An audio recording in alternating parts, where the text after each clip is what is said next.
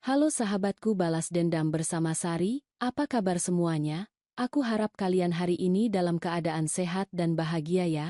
Tapi, siap-siap. Setelah mendengar kisah yang akan kubawakan malam ini, dijamin emosi kalian akan diuji, jantung kalian akan berdebar, dan kemarahan kalian akan memuncak.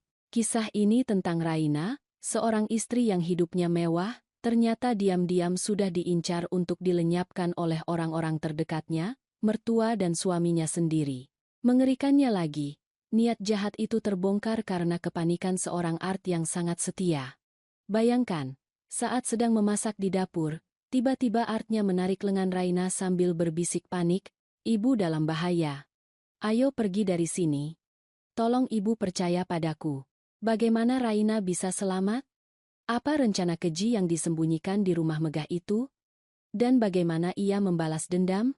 Sebelum kita masuk lebih dalam ke dalam bab pertama, pastikan kalian sudah like video ini, subscribe channel Balas Dendam bersama Sari, dan nyalakan lonceng notifikasi agar tidak ketinggalan kelanjutan kisah ini. Dan yang paling penting, sekarang juga komen di bawah. Tulis nama, asal kota, dan kata hadir. Kita buktikan siapa saja yang siap menemani perjuangan Raina. Yuk, kita mulai. Udara pagi di kawasan elit Kemang Mensian terasa dingin. Namun di balik pagar tinggi kediaman Bagas dan Raina, ada sesuatu yang jauh lebih dingin dan menusuk. Raina, dengan celemek linen yang terikat rapi di pinggangnya, mengaduk bumbu di atas pantry marmer hitam. Ia sedang menyiapkan sup buntut pedas, hidangan rumit yang membutuhkan waktu dan cinta. Pikirannya dipenuhi kegembiraan yang sederhana. Sudah lama sekali suaminya, Bagas, dan ibu mertuanya, Bu Asih, tidak bersikap sehangat ini. Dalam beberapa hari terakhir, Bagas mendadak rajin memuji masakannya, sementara Bu Asih, yang terkenal dingin dan suka mengkritik, justru sering menanyakan keadaannya. Perhatian mendadak ini terasa manis, namun juga menyisakan gema kejanggalan di sudut hatinya. Raina mencoba mengusir kecurigaan itu. Mereka mungkin mulai sadar arti keluarga, ia meyakinkan dirinya sendiri. Saat Raina mulai menumis bumbu, suara langkah kaki elegan terdengar dari ruang tengah. Bu Asih muncul di ambang pintu dapur, seolah-olah ia berpatroli, bukan sekadar lewat. Senyumnya begitu lebar, terlalu lebar untuk seorang mertua yang biasanya hanya menyunggingkan senyum sinis. "Kau terlihat sangat bersemangat, Raina." Suara Bu Asih terdengar merdu, namun bagi Raina, itu seperti alunan lagu yang dimainkan dengan tempo yang salah. "Tentu saja." Bu, jawab Raina. Berusaha terdengar ceria. "Saya senang melihat Ibu dan Mas Bagas hari-hari ini semakin akrab dengan saya. Rasanya sudah lama tidak merasakan kehangatan seperti ini." Bu Asih melangkah maju, tangannya yang penuh perhiasan mewah terulur untuk memegang bahu Raina. Sentuhan itu membuat Raina sedikit tersentak, sebab Bu Asih nyaris tidak pernah menyentuhnya kecuali saat menyentil kesalahan. "Oh nak, tentu saja kami semakin akrab.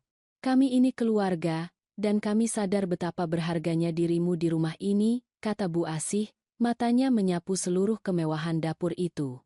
Matanya berhenti sejenak pada jam tangan berlian yang melingkari pergelangan tangan Raina, hadiah pernikahannya yang paling mahal, terutama aset-aset dan semua kenyamanan yang kau kelola ini. Semua itu adalah hasil kerjamu, dan kami menghargainya. Raina merasa sentuhan Bu Asih itu seperti cengkeraman, bukan pelukan. Ia merasakan ada nada kepemilikan dan perhitungan di balik kata-kata aset-aset. Namun ia menepisnya lagi. "Mungkin ini hanya perasaanku saja karena terbiasa dengan sikap dingin ibu," ia berpikir. Di sudut lain ruangan, di ruang makan yang terhubung, Minah, asisten rumah tangga yang sudah 3 tahun bekerja di sana, sedang menata meja makan dengan sangat teliti. Minah, yang biasanya cerewet dan suka bersenandung lagu dangdut saat bekerja, pagi ini diam 1000 bahasa. Gerakannya kaku dan matanya sesekali melirik arah Raina dan Bu Asih, penuh kekhawatiran yang tersembunyi. Raut wajah Minah yang pucat itu sempat ditangkap Raina. Namun kembali ia fokus pada Bagas yang kini menyusul masuk. Bagas, dengan setelan jas mahal yang baru dicuci, berjalan mendekat dan tanpa basa-basi memeluk Raina dari belakang. "Istriku yang cantik, kau tak perlu repot-repot begini. Harusnya kau bersantai saja," bisik Bagas di telinga Raina. Ciumannya di pipi terasa seperti sebuah pertunjukan. Tidak apa-apa, Mas, balas Raina, mencoba menikmati perhatian yang terasa langka itu. Aku senang melayani kalian. Lagi pula, hari ini kan jadwalmu keluar kota. Mas, kapan pulangnya? Aku akan siapkan kopermu. Mendengar kata-kata itu, Bagas melepaskan pelukan. Ekspresinya mendadak berubah sedikit tegang. Oh, itu mungkin lusa. Ya, lusa. Ada urusan mendadak yang harus ku selesaikan di luar kota. Pokoknya, kau di rumah saja. Ya, jangan kemana-mana. Ada jeda yang panjang. Bagas mencondongkan tubuhnya menatap lurus ke mata Raina dan mengulang dengan penekanan yang berlebihan. Jaga diri baik-baik. Jangan sampai kenapa-kenapa. Ya, Raina merasa dejavu. Suaminya mengulang frase itu dan setiap kata terasa berat, seolah ia sedang memberikan instruksi terakhir, bukan sekadar pesan cinta.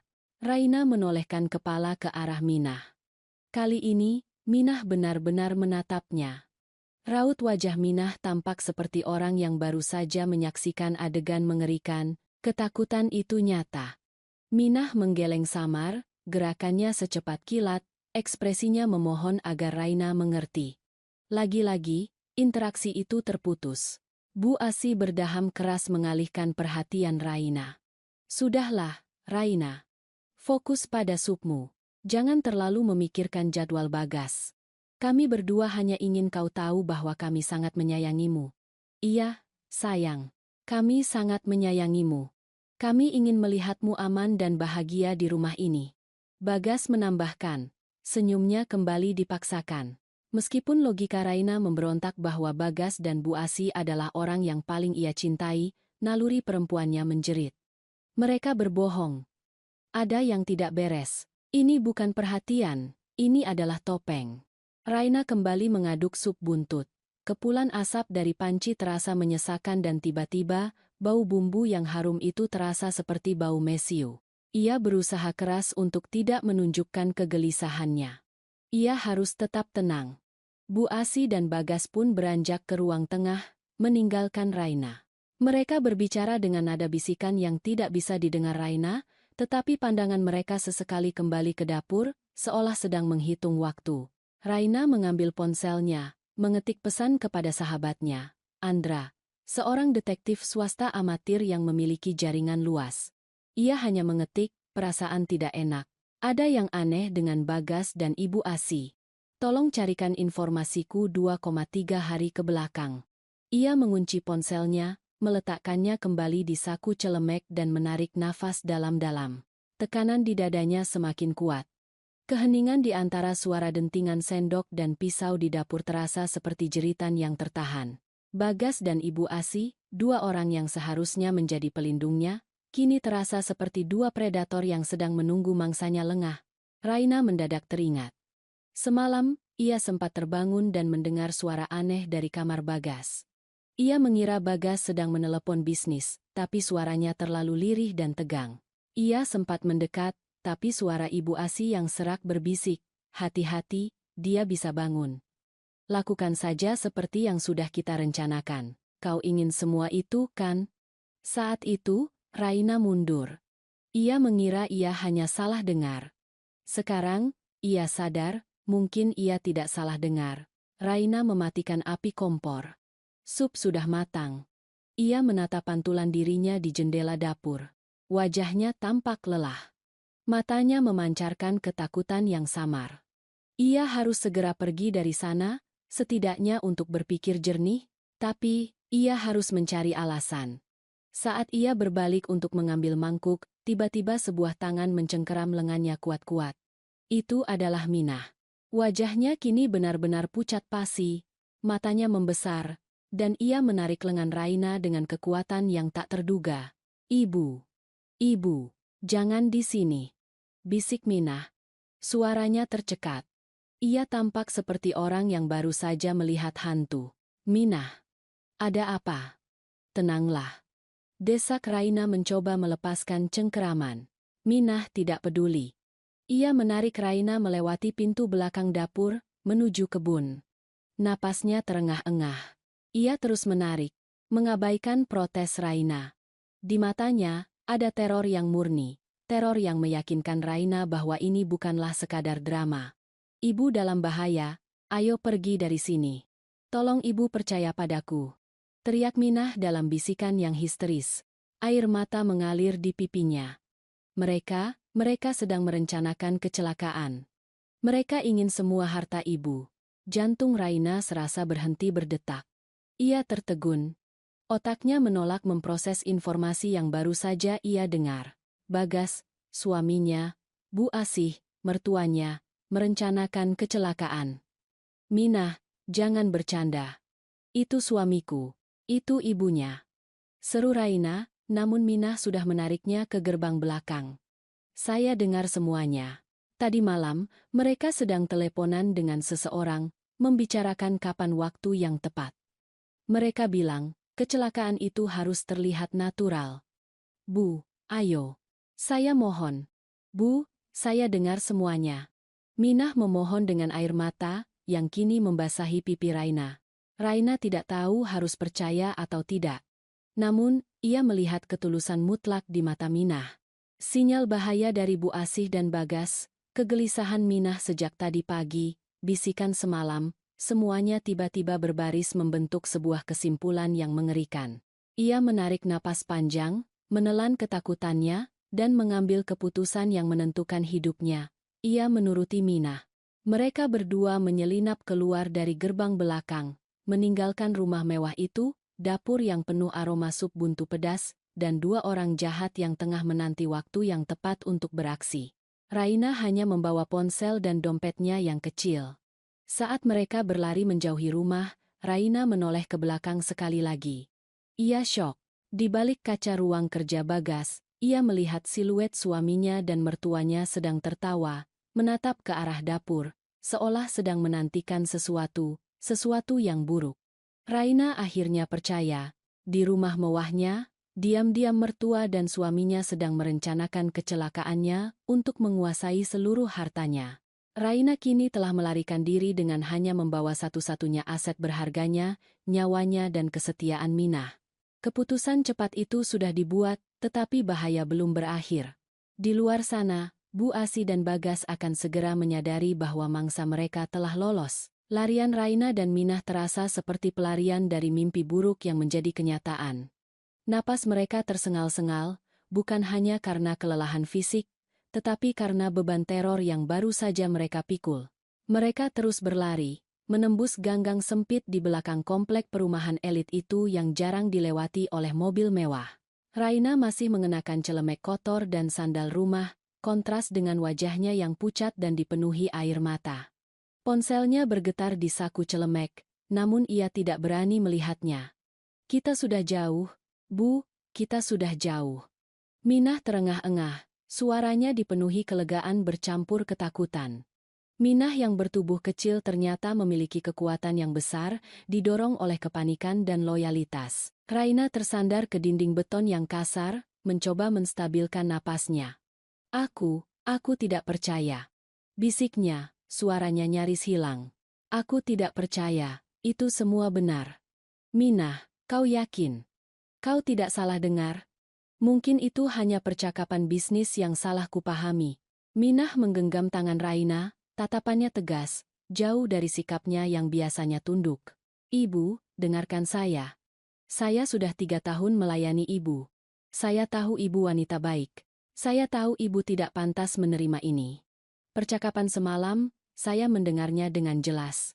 Bu, Minah lalu menceritakan detailnya dengan mata berkaca-kaca, menjelaskan bagaimana ia terbangun saat tengah malam untuk mengambil minum dan mendengar suara lirik dari ruang kerja Bagas. Bu Asih bilang, kecelakaan itu harus terjadi hari ini.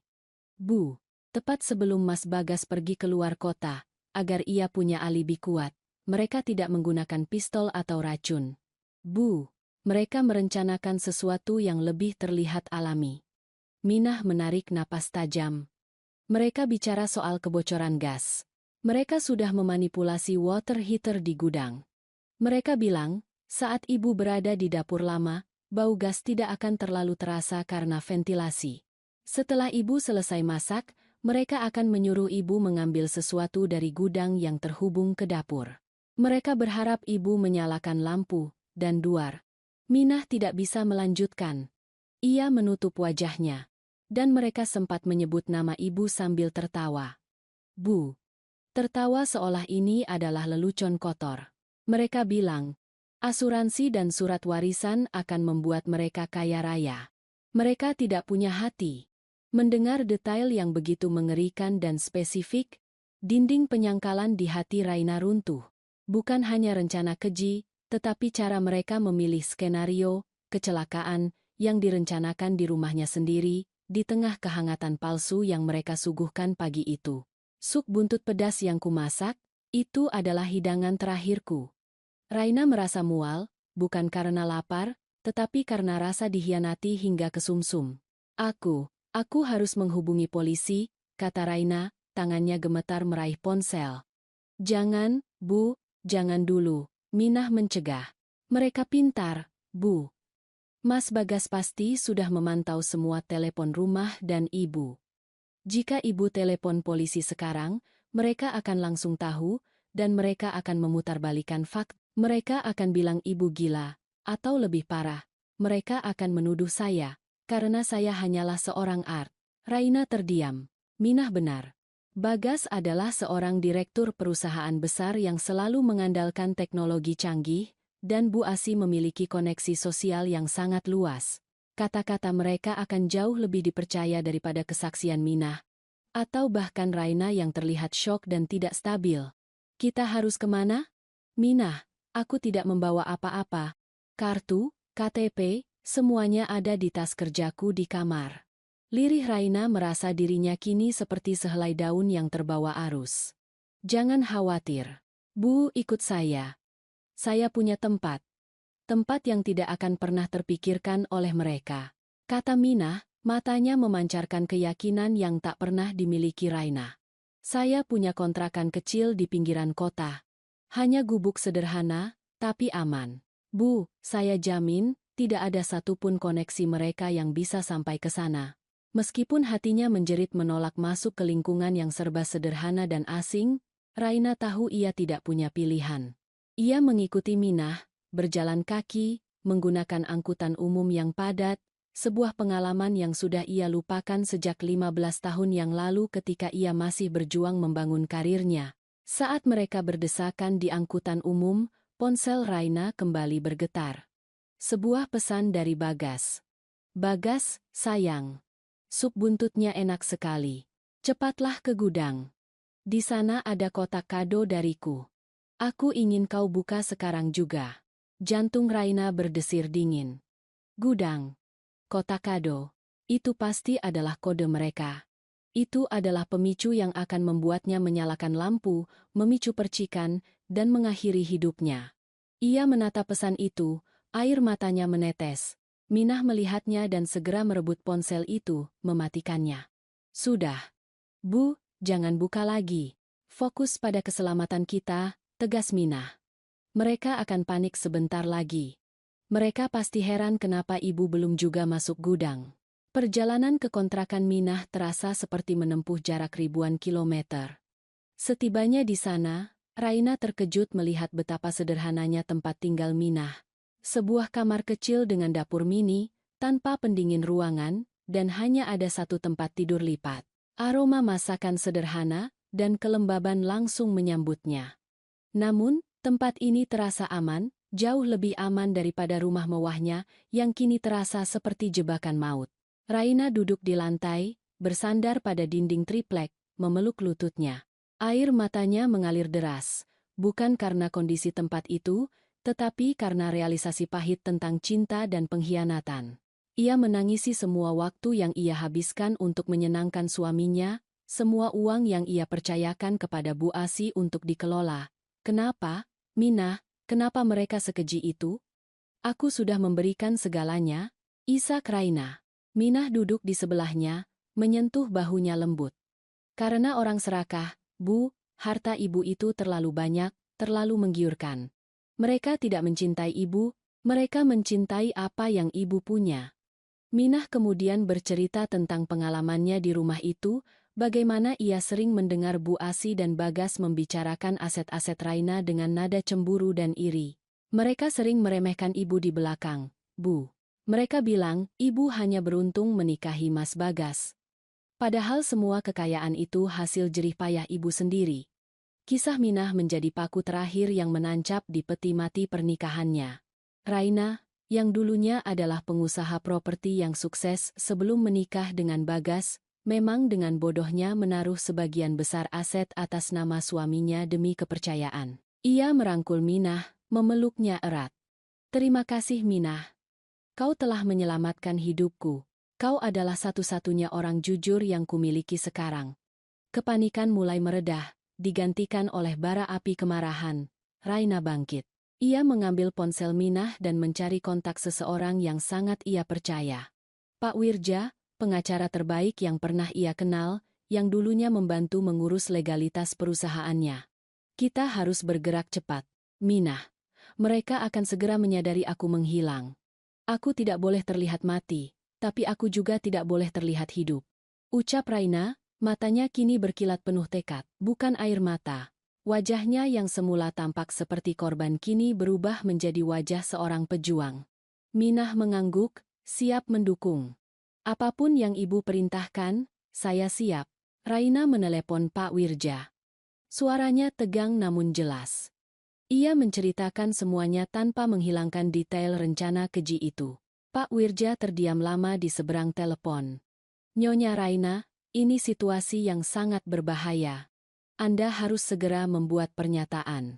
Tapi jika Nyonya kembali ke rumah, nyawa Nyonya terancam. Solusinya, Nyonya harus menghilang. Benar-benar menghilang untuk sementara waktu. Saya akan mengurus laporan kehilangan Nyonya ke polisi dengan alibi, bahwa Nyonya depresi dan melarikan diri bukan kecelakaan. Jelas Pak Wirja, suaranya terdengar serius. Itu akan memberi kita waktu. Waktu untuk mengumpulkan bukti dan membekukan semua aset Nyonya yang masih atas nama Bagas. Kita akan membuat mereka berpikir Nyonya sudah pergi jauh, mungkin sudah tidak selamat, tapi tanpa jasad. Ketiadaan jasad akan menunda pencairan asuransi dan warisan mereka. Raina setuju. Itu adalah strategi paling cerdas dan paling aman, menghilang dan menjadi hantu. Saat malam tiba, berita tentang hilangnya Raina mulai tersebar. Bagas dan Bu Asi terlihat di layar berita berpura-pura menangis dan mengeluarkan pernyataan kekhawatiran yang sangat meyakinkan tentang kondisi mental Raina. Mereka bahkan menuduh Raina membawa uang dalam jumlah besar saat melarikan diri untuk menutupi fakta bahwa mereka adalah predator sejati. Raina dan Minah menyaksikan drama itu dari televisi kecil di kontrakan. Tangan Raina mengepal erat. Mereka bahkan berani memfitnahku di depan umum. Aku tidak akan membiarkan mereka lolos. Di tengah kepanikan dan kekacauan yang diciptakan oleh Bagas dan Bu Asi, Raina yang sebenarnya sedang menyusun rencana balas dendam, keputusan untuk mempercayai Minah dan lari telah memberinya kesempatan kedua. Ia tidak hanya akan mengambil kembali hartanya, ia akan menghancurkan kebohongan dan keserakahan yang telah berusaha merenggut nyawanya. Raina meraih ponsel Minah dan kembali menghubungi Pak Wirya. Pak, segera hubungi Andra. Saya butuh mata dan telinga di dalam rumah itu. Saya butuh bukti konkret. Dan siapkan gugatan cerai. Aku akan mengurus mereka. Raina kini telah bertransformasi dari korban menjadi pejuang. Dengan bantuan Minah dan Pak Wirya, ia mulai membangun benteng pertahanannya. Namun, di rumah mewah itu, Bagas dan Bu Asi sudah memulai permainan mereka, berpura-pura menjadi suami dan mertua yang berduka. Mereka tidak menyadari, wanita yang mereka anggap sudah mati secara finansial dan emosional, kini sedang mengintai mereka dari balik bayangan. Malam itu, di kontrakan kecil yang lembab dan jauh dari hiruk-pikuk kota, Raina tidak tidur. Ia duduk di tempat tidur lipat milik Minah, punggungnya bersandar pada dinding papan yang dingin, sementara Minah tertidur lelap, kelelahan setelah hari yang penuh tekanan. Namun, bagi Raina, pikiran yang kacau jauh lebih melelahkan daripada berlari. Pikirannya terus memutar ulang adegan pagi itu. Senyum palsu Bagas dan Bu Asi, peringatan Minah yang histeris, dan pengkhianatan yang dingin. Raina meraih ponsel lama Minah yang ia gunakan. Ia sudah berhasil menghubungi Pak Wirja, pengacara kepercayaannya, dan Andra, sahabatnya yang cerdas. Sekarang, saatnya menyusun strategi perang. Pak Wirja adalah seorang ahli hukum yang sangat teliti. Ia menyarankan Raina untuk tetap menghilang dan memutus semua komunikasi. Keberadaan Raina yang tidak jelas, hilang tanpa jejak dan tanpa jasad, adalah kunci untuk membekukan seluruh aset dan menunda pencairan asuransi. Bagas dan Bu Asi tidak bisa melakukan apa-apa jika klaim warisan belum bisa diverifikasi. Mereka akan panik, Nyonya, kata Pak Wirja melalui sambungan telepon yang lirih. Mereka akan mengeluarkan pernyataan publik yang meyakinkan semua orang bahwa Nyonya bunuh diri atau melarikan diri karena depresi. Itu adalah trik standar mereka untuk menutupi jejak kejahatan. Dan benar saja. Saat Raina menyalakan televisi kecil Minah, ia melihat pemandangan yang memuakan. Di layar, di depan gerbang rumah mewahnya, Bagas berdiri di samping Bu Asi, keduanya tampil sempurna dalam balutan pakaian duka. Bagas memegang sapu tangan, sesekali menyeka air mata Bu Aya, sementara Bu Asi memasang wajah sedih yang dihiasi kekhawatiran palsu. Kami memohon. Suara Bagas terdengar bergetar di televisi kepada siapapun yang melihat istri saya, Raina. Tolong, beritahu kami. Raina sedang dalam kondisi mental yang sangat tidak stabil. Kami yakin dia melarikan diri karena tekanan pekerjaan dan mungkin membawa sejumlah uang perusahaan bersamanya. Melihat sandiwara itu, seluruh tubuh Raina gemetar karena amarah. Mereka tidak hanya mencoba membunuhnya, mereka juga mencemarkan nama baiknya di depan publik, menuduhnya gila dan korupsi. Kemarahan itu menghilangkan sisa-sisa kesedihan dan keraguan Raina.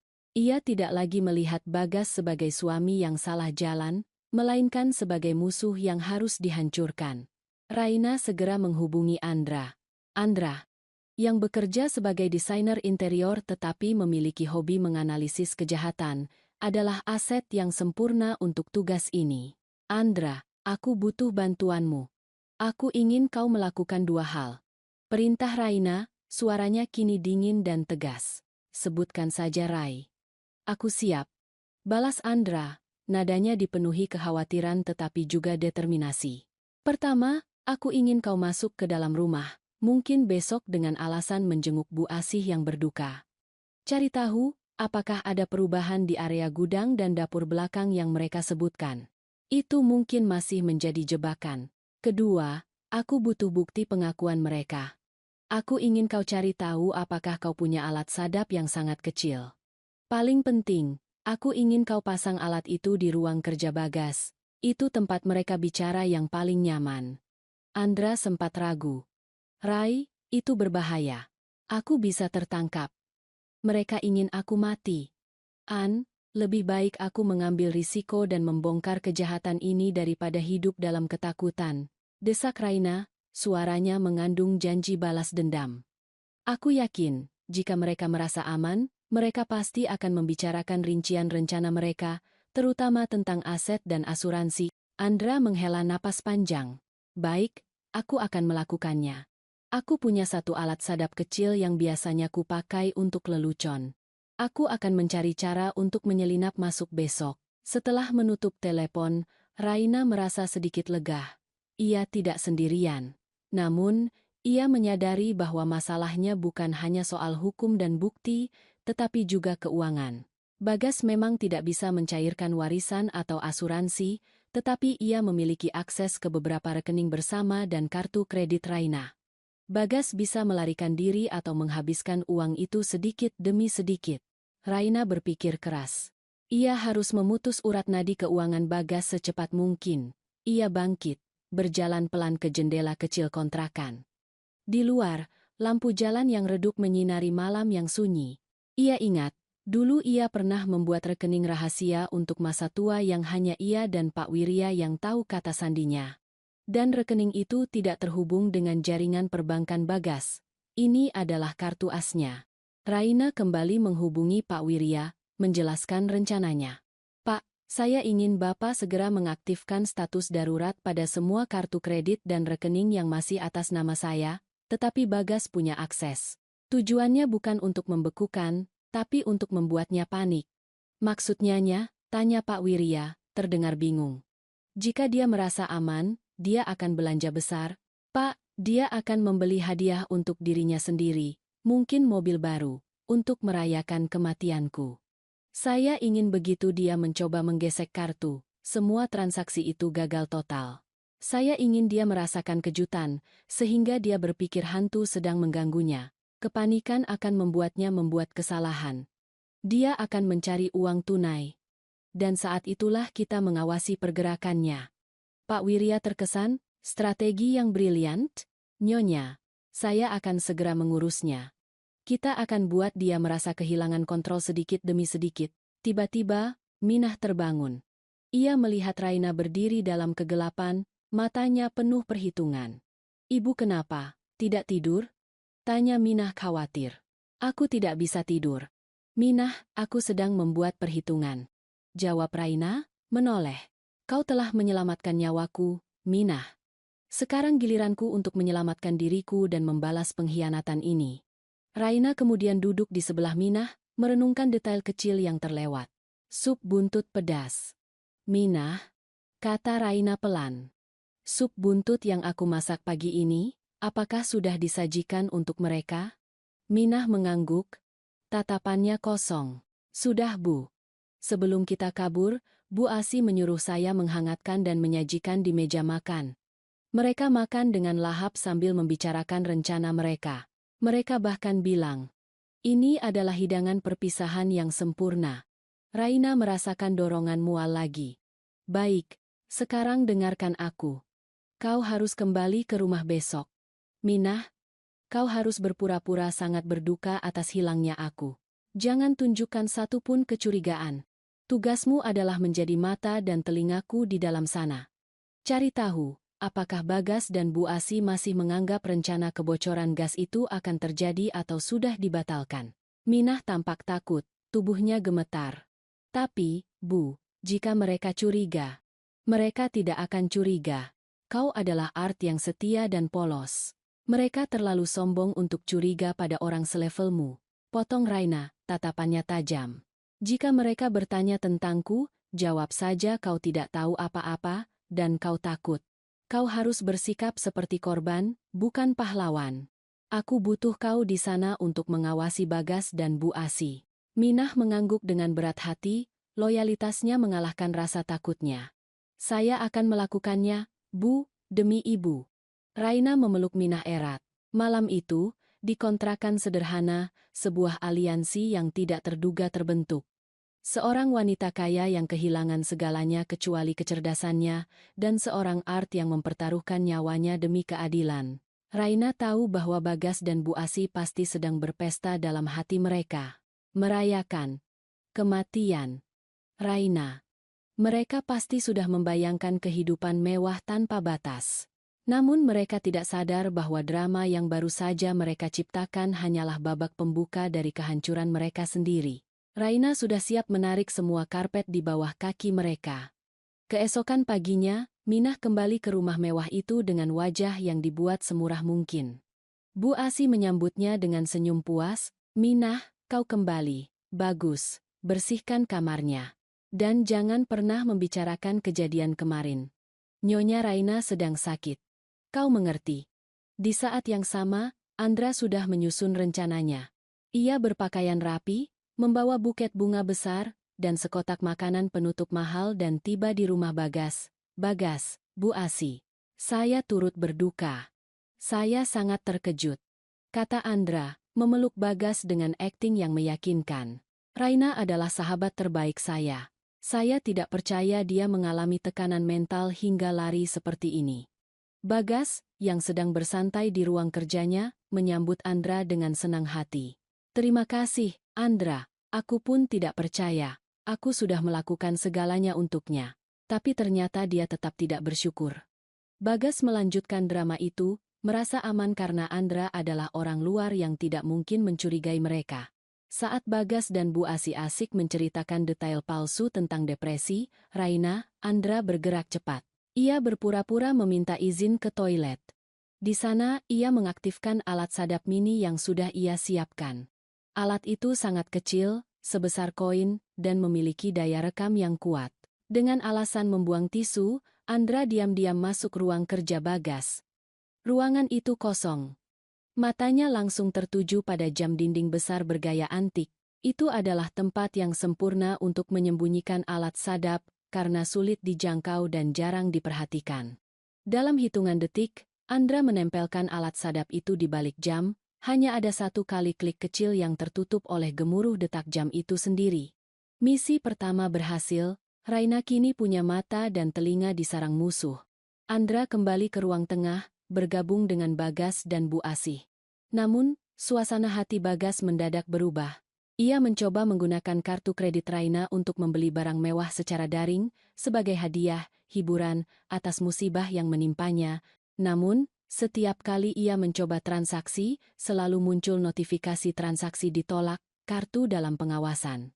Raut wajah Bagas langsung keruh. Ia mengira ini hanyalah kesalahan bank.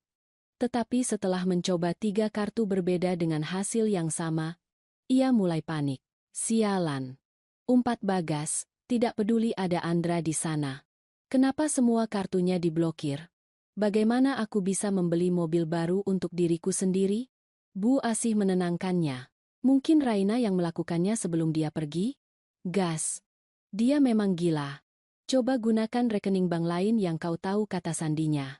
Bagas mencoba masuk rekening lain yang seharusnya menjadi rekening bersama. Setelah memasukkan kata sandi, ia mendapatkan pesan lain, rekening ini sedang ditinjau hukum, semua dana dibekukan sementara. Wajah Bagas berubah dari marah menjadi ketakutan. Ia menatap Bu Asih dengan ngeri. Bu, ini tidak beres. Semua rekening dibekukan. Siapa yang melakukannya? Hanya Raina dan pengacaranya yang bisa melakukan ini. Bu Asih, yang tadi pagi masih tertawa merayakan kebebasan finansial mereka, kini pucat pasi. Kekhawatiran mereka berubah menjadi teror. Wanita yang mereka anggap sudah mati atau gila, ternyata masih bisa mencengkram leher mereka dari jauh. Ini adalah kejutan pertama dari Raina. Andra, yang pura-pura sibuk dengan ponselnya, mencatat semua kepanikan ini. Ia tahu Raina telah memulai serangan baliknya. Bagas dan Bu Asih telah menyadari bahwa meskipun Raina telah menghilang, aset itu belum menjadi milik mereka.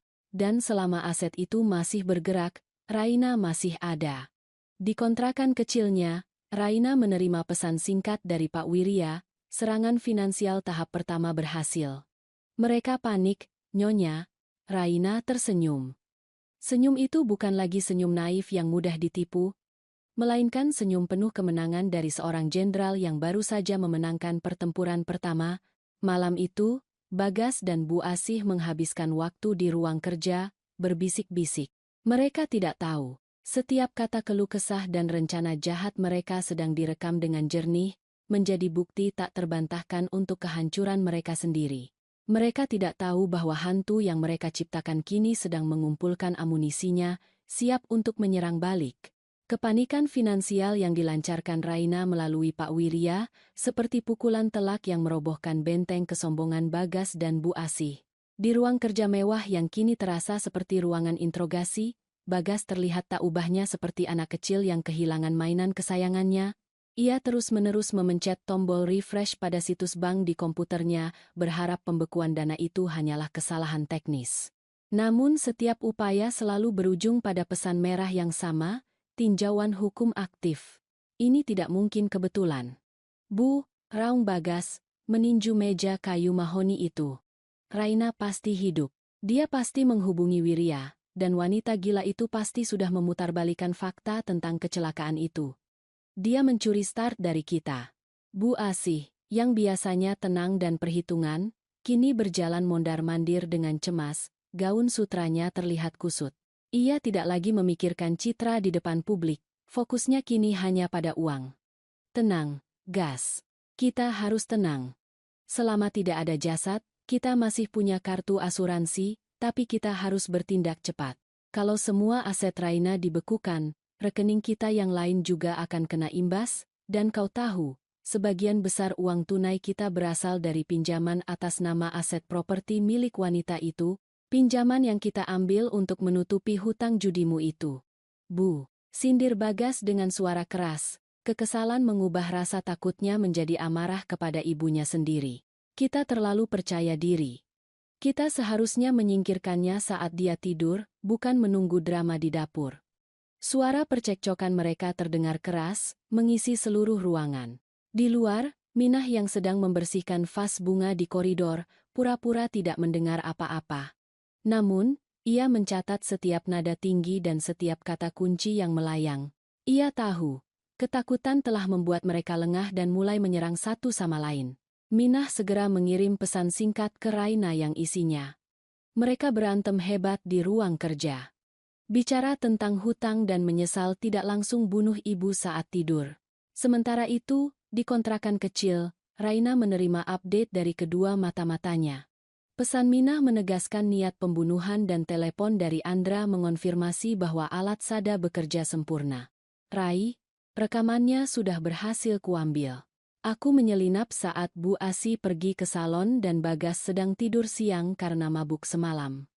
Aku sudah kirim file ke Pak Wirja. Aku yakin, rekaman itu sangat kuat, lapor Andra. Raina menarik nafas lega. Bukti niat jahat dan konspirasi kini ada di tangan Pak Wirja. Namun, Bagas dan Bu Asi masih berada di rumah mewah itu, menghabiskan listrik dan makanan miliknya, dan yang lebih penting, mereka masih bisa melarikan diri membawa sisa-sisa uang tunai yang mereka sembunyikan. Andra, kamu harus melakukan satu hal lagi untukku, kata Raina. Aku butuh bukti bahwa mereka masih mencoba mengakses aset yang dibekukan, atau lebih buruk, mereka mencari pinjaman baru. Kau harus mencari celah untuk mengambil dokumen ban yang mereka sembunyikan. Dokumen ban? Tanya Andra. Ya. Mereka selalu menyimpan berkas-berkas penting di berangkas kecil di bawah lantai kamar tidur utama. Aku yang memasangnya dulu, jelas Raina. Bu Asi sering membanggakan bahwa kuncinya selalu ada di kalung leontinnya. Aku butuh foto berkas-berkas itu, terutama yang berkaitan dengan asuransi jiwa dan pinjaman properti. Ini adalah misi paling berbahaya, mengambil foto dari berangkas pribadi mereka. Andra ragu, tetapi motivasi untuk membantu Raina dan menjatuhkan pasangan licik itu lebih besar. Raina kemudian beralih ke strategi hukum dengan Pak Wirya.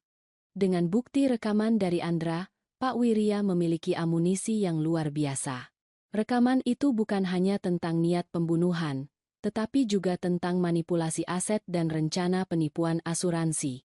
Nyonya, dengan bukti ini, kita bisa mengajukan dua tuntutan sekaligus.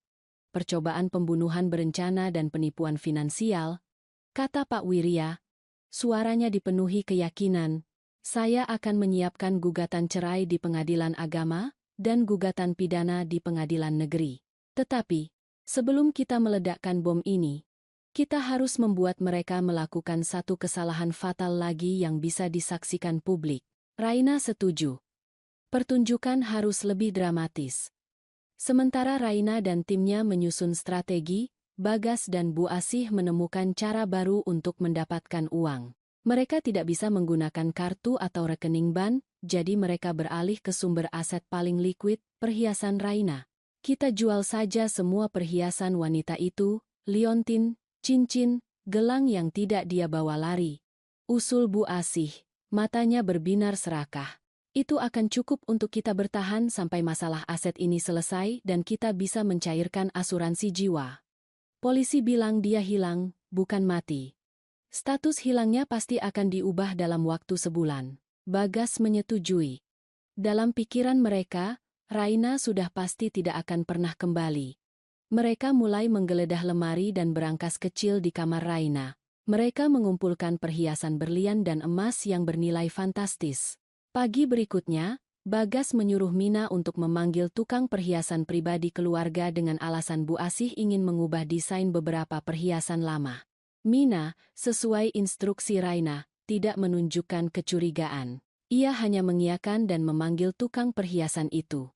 Saat tukang perhiasan itu tiba dan Bagas sedang mencoba menjual perhiasan-perhiasan itu dengan harga diskon, Andra tiba di rumah dengan membawa alasan baru. Ia ingin mengembalikan kunci rumah yang tertinggal semalam. Andra masuk ke kamar utama saat Bagas dan Bu Asih sedang bernegosiasi dengan tukang perhiasan di ruang tamu. Ini adalah kesempatannya. Ia tahu Bu Asih selalu melepas liontin kunci berangkasnya saat mandi, tapi hari ini Bu Asih sedang berada di ruang tamu. Andra harus mencari kunci itu di tempat lain. Ia melihat sekelebat pantulan cahaya dari meja rias. Di sana, di dalam kotak perhiasan kecil yang terbuka, tergeletak kunci kecil berliontin emas yang sangat familiar. Sempurna. Dengan jantung berdegup kencang, Andra mengambil kunci itu dan segera menuju lemari di bawah walk-in closet. Ia menemukan celah di karpet dan membuka berangkas tersembunyi. Di dalamnya terdapat dokumen asuransi jiwa Raina dengan Bagas sebagai ahli waris tunggal, surat kuasa palsu yang mereka siapkan, dan yang paling mengerikan, rincian pinjaman besar yang mereka ambil dengan jaminan properti Raina yang jatuh tempo dalam 2 minggu. Andra dengan cepat memotret setiap dokumen dengan resolusi tertinggi. Tugasnya hampir selesai. Namun, saat ia akan menutup berangkas, ia melihat sebuah map kecil yang diselipkan. Itu adalah draft surat yang ditujukan kepada notaris. Isinya, pengalihan hak kepemilikan rumah atas nama Bagas dan Bu Asih. Mereka berencana mengalihkan kepemilikan rumah, seolah-olah Raina sudah memberikan kuasa penuh. Ini adalah bukti niat jahat yang lebih jauh, pencurian properti. Andra berhasil menutup berangkas, meletakkan kunci kembali, dan keluar dari kamar tanpa dicurigai. Ia segera meninggalkan rumah itu beralasan ada janji klien mendadak. Ia tidak sabar untuk mengirimkan semua bukti itu kepada Raina dan Pak Wirya. Di malam hari, semua bukti telah terkumpul di tangan Raina.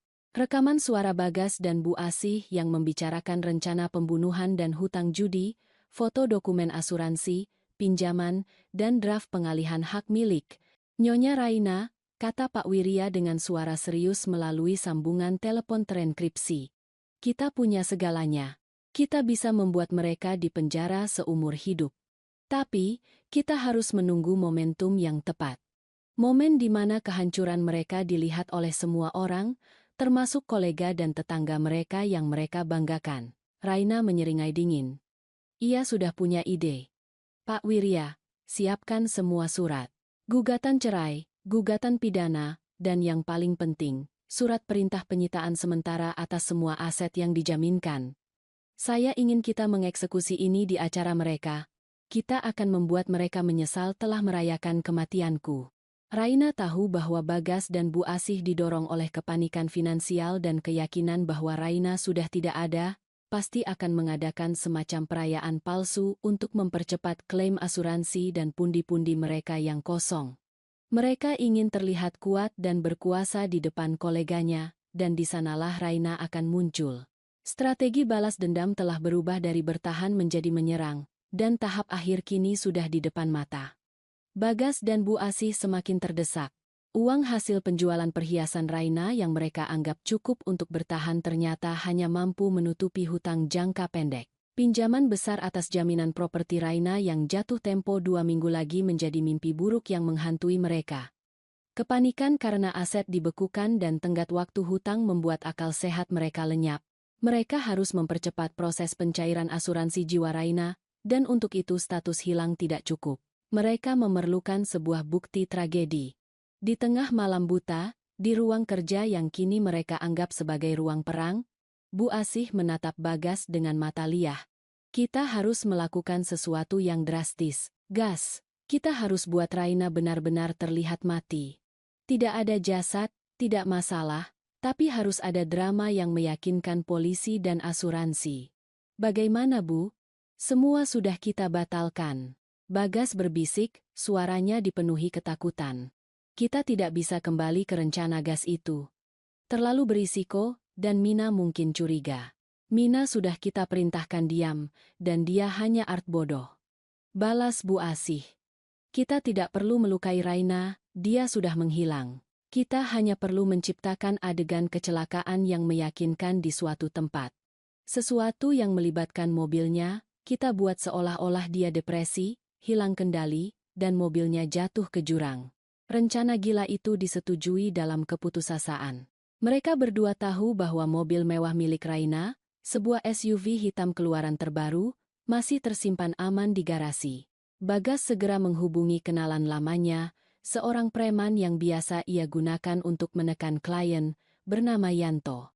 Bagas menjanjikan uang dalam jumlah besar dari penjualan mobil itu, asalkan Yanto bisa menghilangkan mobil itu, dan membuat adegan kecelakaan tunggal yang terlihat tragis dan meyakinkan.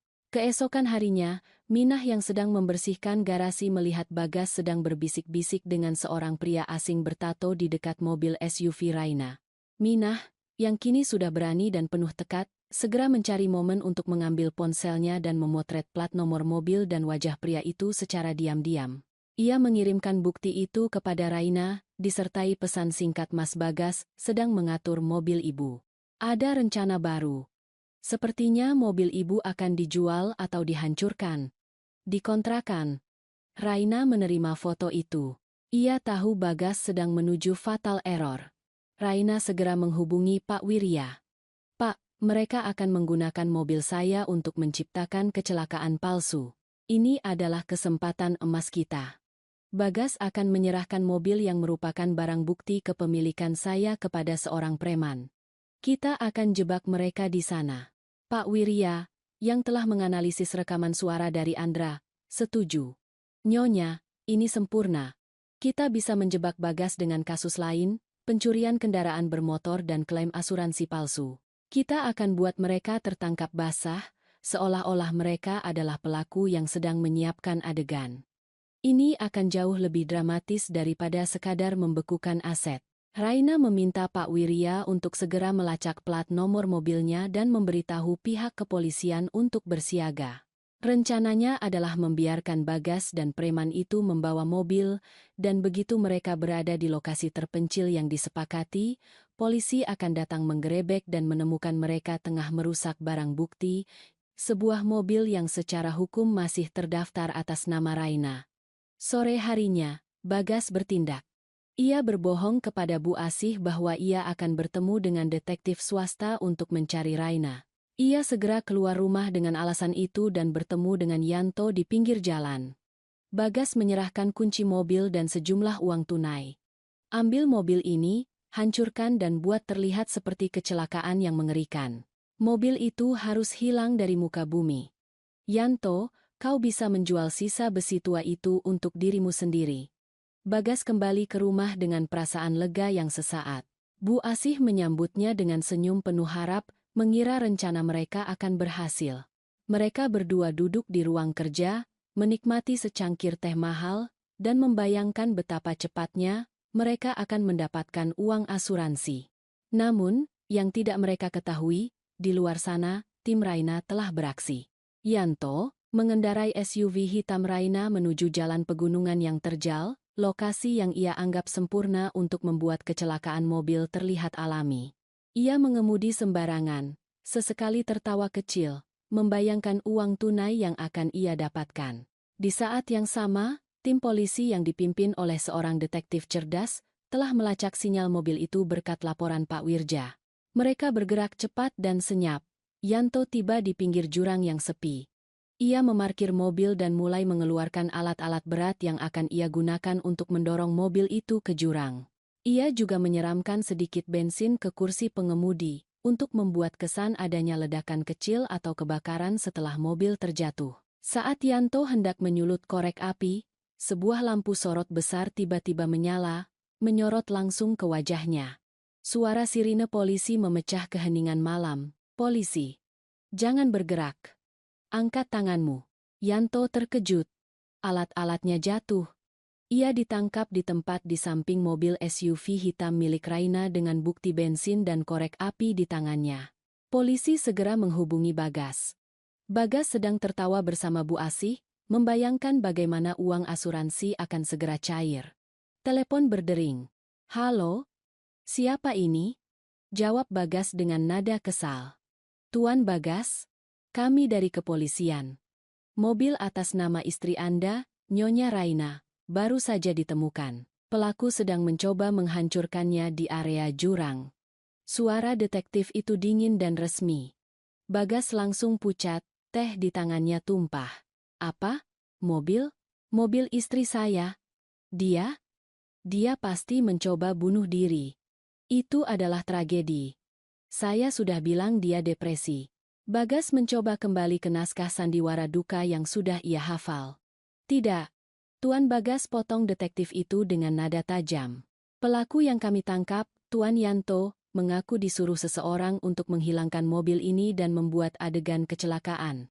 Dia punya bukti transfer dari rekening atas nama Anda. Wajah Bu Asih dan Bagas berubah menjadi horor. Mereka saling pandang. Rencana busuk mereka bukannya berhasil, malah menjadi bukti kejahatan yang tak terbantahkan. Mereka telah menciptakan drama kecelakaan palsu yang justru menjebak mereka dalam skenario perusakan barang bukti dan konspirasi penipuan asuransi. Polisi meminta Bagas untuk segera datang ke kantor polisi untuk memberikan keterangan. Bu, kita tamat. Bisik Bagas, suaranya parau. Tidak. Gas. Tidak. Kita harus tetap berakting. Kita bilang saja Yanto adalah orang yang kita suruh untuk mencari mobil itu dan dia malah mencoba mencurinya. Desak Bu Asih masih mencoba mencari jalan keluar. Dengan kaki gemetar, Bagas dan Bu Asih pergi ke kantor polisi. Di sana, mereka dihadapi oleh detektif yang cerdas dan Yanto yang sudah putus asa dan mulai menyanyikan semua yang ia ketahui. Bagas dan Bu Asih mencoba bertahan dengan sandiwara mereka, tetapi detektif itu menunjukkan bukti transfer ban dan rekaman CCTV yang menunjukkan pertemuan Bagas dan Yanto. Bagas dan Bu Asih menghabiskan malam itu di ruang interogasi, dibombardir dengan pertanyaan yang membuat mereka semakin panik. Bagas, yang lemah mental, akhirnya mulai membuat kesalahan fatal dalam keterangannya, bertentangan dengan cerita Bu Asih. Di kontrakan kecilnya, Raina menerima laporan lengkap dari Pak Wirya. Nyonya, mereka sudah diinterogasi. Bagas sudah panik dan memberikan keterangan yang berbeda dengan ibunya. Sekarang kita punya waktu. Kita akan biarkan mereka pulang dan berpikir mereka lolos dari interogasi. Mereka akan merasa aman dan disitulah kita menyerang. Raina menyeringai. Ya, Pak Wirya, biarkan mereka merasa sudah menang kecil. Segera siapkan acara itu. Saya ingin pengungkapan ini terjadi di rumah saya, di depan semua orang yang mereka hormati. Drama kecelakaan palsu yang mereka ciptakan justru menjadi panggung bagi kehancuran mereka sendiri. Mereka sudah kembali ke rumah, lelah dan ketakutan, tetapi masih memegang teguh keyakinan bahwa Raina tidak akan pernah kembali. Mereka berencana mengadakan acara kecil keesokan harinya untuk menghibur kerabat dan kolega, sekaligus menunjukkan bahwa mereka kuat di tengah musibah. Ini adalah momentum yang ditunggu Raina. Setelah lolos dari interogasi yang melelahkan, meski dengan keterangan yang saling bertentangan, Bagas dan Bu Asyik kembali ke rumah mewah mereka dengan perasaan lega yang rapuh. Mereka berhasil mengelabui detektif tentang Yanto, mengklaim Yanto adalah mantan karyawan yang diperintahkan mencari mobil dan malah mencoba mencurinya. Namun, kebohongan ini menguras energi dan menggerogoti kepercayaan di antara mereka. Kau lihat, Gas. Bisik Bu Asih, saat mereka masuk ke ruang kerja. Kita masih selamat, mereka tidak punya bukti kuat. Semua hanya perkataan preman rendahan dan dugaan. Selamat apanya, Bu? Bagas membanting tubuhnya ke sofa kulit. Semua kartu dibekukan. Kita sudah menjual perhiasan. Dan kita hampir saja tertangkap karena kecelakaan palsu itu. Kita harus segera mendapat uang. Bu, pinjaman itu jatuh tempo 2 minggu lagi dan kalau kita gagal bayar, semua properti yang kita jaminkan atas nama Raina akan disita. Bu Asih menatap kalender di meja Bagas. Kita adakan acara besok. Acara kecil-kecilan. Kita sebut saja perkumpulan doa dan dukungan untuk mencari Raina. Tapi, kita mengundang semua kolega pentingmu, semua dewan direksi. Kita tunjukkan bahwa kita kuat dan bahwa hilangnya Raina tidak mempengaruhi stabilitas keuangan kita. Begitu mereka melihat kita santai, mereka akan percaya dan kita bisa menenangkan para kreditor. Mereka berdua menghabiskan malam itu merencanakan acara sandiwara tersebut tanpa menyadari bahwa setiap kata, setiap rencana, dan setiap celotehan keputusasaan mereka terekam dengan sempurna oleh alat sadap di balik jam dinding. Di kontrakan sederhana, Raina yang kini jauh lebih tenang dan fokus mendengarkan rekaman itu melalui sambungan aman yang dikirimkan Andra. Wajahnya datar, tanpa emosi, mendengarkan detil bagaimana mereka berencana mengumumkan dirinya, hilang selamanya, di acara besok, dan bagaimana mereka akan mulai menekan notaris untuk mempercepat proses pengalihan aset. Mereka sudah memutuskan panggungnya. Pak Wirya, kata Raina melalui telepon terenkripsi. Besok, di rumah saya. Kita serang mereka di sana. Sempurna. Nyonya, jawab Pak Wirya. Pengacara Raina. Semua dokumen sudah siap. Gugatan cerai sudah disahkan. Perintah penahanan sementara atas dugaan konspirasi pembunuhan dan penipuan asuransi juga sudah saya dapatkan. Dan yang paling krusial, surat perintah sita dari pengadilan untuk semua aset properti yang mereka jaminkan atas nama Nyonya. Saya akan mengurus pendaftaran itu di kantor notaris pagi-pagi, sehingga tidak ada lagi celah hukum bagi mereka. Raina memberikan tugas terakhir kepada Pak Wirya dan Andra. Pak Wirya, saya ingin Bapak datang ke acara itu bersama seorang petugas pengadilan yang sah. Andra, kau harus datang lebih awal. Kau harus memastikan Minah mendapatkan isyarat untuk meninggalkan rumah sebelum kegaduhan dimulai. Sementara rencana besar disusun, di rumah mewah itu, Bagas dan Bu Asih membuat kesalahan fatal terakhir mereka. Bagas merasa sangat stres. Untuk menenangkan diri, ia meraih sebotol wine mahal dari lemari es dan kembali ke ruang kerja. Ia menatap Bu Asih yang sedang menghitung daftar tamu. Aku sangat benci wanita itu, gerutu Bagas menuang wine ke dalam gelas. Aku sudah memberinya segalanya. Rumah ini, status sosial.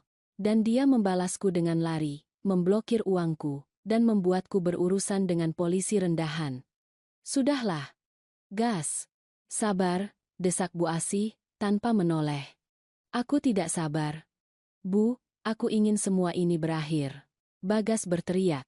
Ia menendang meja kecil di depannya. Aku sangat menyesal aku mendengarkanmu. Kau yang menyuruhku memaksanya menandatangani surat kuasa umum itu, kau bilang itu hanya formalitas. Padahal kau mau aku mengalihkan aset properti utamanya agar bisa kau jaminkan untuk hutang judimu. Kau yang merusak semuanya. Bu, kau serakah. Bu Asih membanting pulpen. Hentikan. Bagas. Apa kau lupa siapa yang memberimu koneksi dan jabatan di perusahaan itu? Kau hanya direktur boneka. Akulah yang membuatmu bisa menikahi Raina yang kaya. Aku melakukan semua ini demi kita. Demi kita atau demi dirimu sendiri? Semua hutang itu hutangmu. Bagas balik berteriak. Aku harus menyingkirkannya. Dia terlalu cerdas.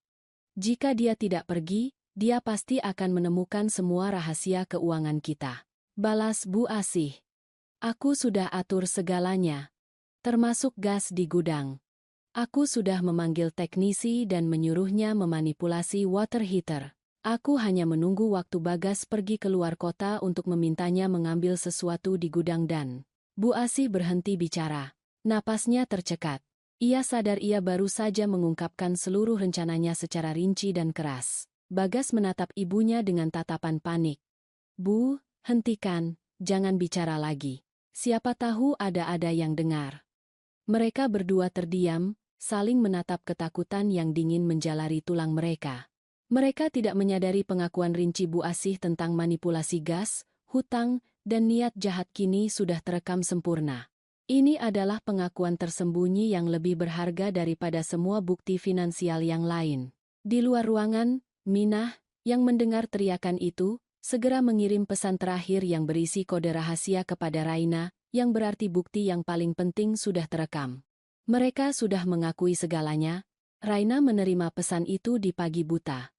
Ia tersenyum, senyum yang dingin dan mematikan. Sekarang dia tahu tidak ada jalan keluar lagi bagi Bagas dan Bu Asih. Pagi itu, Andra datang ke rumah Bagas dengan dali membantu persiapan acara. Ia mengamati Minah dan memberikan isyarat rahasia. Minah mengangguk, mengerti. Ia segera berpura-pura sakit dan meminta izin untuk pergi ke pasar sebentar, berjanji akan kembali setelah acara usai. Bu Asih yang sibuk dengan daftar tamu hanya mengiyakan dengan malas. Di saat Minah dan Andra sudah di luar rumah, Pak Wirya tiba di kantor notaris dan pengadilan. Semua dokumen hukum, termasuk rekaman pengakuan Bu Asih, diserahkan untuk memastikan perintah sita dan penahanan sudah valid dan aktif pada jam acara. Raina, di tempat persembunyiannya, menatap ke cermin. Ia sudah tidak lagi memakai celemek atau sandal rumah. Ia mengenakan gaun malam yang elegan, perhiasan emas putih miliknya yang tersimpan di berangkas terpisah dan riasan wajah yang kuat. Ia bertransformasi dari istri naif yang nyaris dibunuh menjadi wanita yang kembali untuk mengambil tahtanya. Ia menghubungi Pak Wirya untuk terakhir kalinya. "Pak, saya siap. Pastikan polisi berseragam dan petugas pengadilan tiba tepat pada puncaknya." Raina meninggalkan kontrakan kecil Minah, tempat persembunyian yang telah menyelamatkan hidup dan harga dirinya. Ia naik ke mobil yang disiapkan oleh Pak Wirya. Tujuannya, rumah mewahnya sendiri. Di rumah itu, para tamu VIP, kolega, dan dewan direksi mulai berdatangan. Musik jazz mengalun. Bagas dan Bu Asih tersenyum lebar memainkan peran suami dan mertua yang berduka, namun tetap kuat demi bisnis. Mereka tidak tahu, jam di dinding ruang kerja sedang menghitung mundur menuju kehancuran total mereka, dan wanita yang mereka rayakan, kepergiannya, sedang dalam perjalanan untuk memberikan kejutan terbesar dalam hidup mereka. Panggung sudah siap. Lampu kristal di aula utama rumah mewah itu memancarkan cahaya yang memantul pada lantai marmer, menciptakan kemewahan palsu yang menjadi panggung kehancuran. Bagas dan Bu Asih berdiri di tengah ruangan, dikelilingi oleh puluhan tamu penting, rekan bisnis, kolega dewan direksi, dan tokoh sosialita. Acara, perkumpulan doa dan dukungan yang mereka adakan terasa lebih seperti pesta perayaan. Keduanya tersenyum lebar, senyum yang memamerkan kekuatan dan kesombongan, meskipun di dalam hati mereka ketakutan akan hutang dan interogasi polisi masih bercokol. Bu Asih mengambil mikrofone yang disiapkan di sudut ruangan. "Terima kasih banyak atas kehadiran Anda semua. Kehadiran Anda adalah bukti bahwa kami, keluarga Bagas, tetap kuat di tengah musibah ini. Kami sangat yakin Raina, istri saya, pasti sudah menemukan kedamaian yang ia cari. Dan kami akan berusaha sekuat tenaga untuk melanjutkan semua bisnis dan legasi yang sudah ia tinggalkan." Ucapan legasi itu membuat beberapa kolega di sudut ruangan saling pandang meragukan integritas Bu Asih. Bagas mengambil alih mikrofone, matanya memancarkan rasa puas yang menjijikan. "Ya, kami berjanji akan mengurus semuanya, termasuk aset-aset dan properti yang ia kelola. Kami akan pastikan perusahaan tetap berjalan stabil, karena dia tidak akan kembali. Dan kami adalah ahli waris tunggalnya." Seketika, suasana menjadi hening. Ini adalah pengumuman tak resmi bahwa Raina telah dianggap mati. Bagas dan Bu Asih tersenyum penuh kemenangan.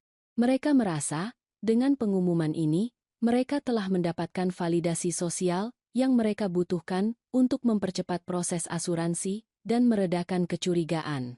Tepat pada puncak pengumuman arogan itu, ketika Bagas mengangkat gelasnya untuk bersulang, tiba-tiba pintu utama yang tinggi terdorong terbuka dengan suara keras.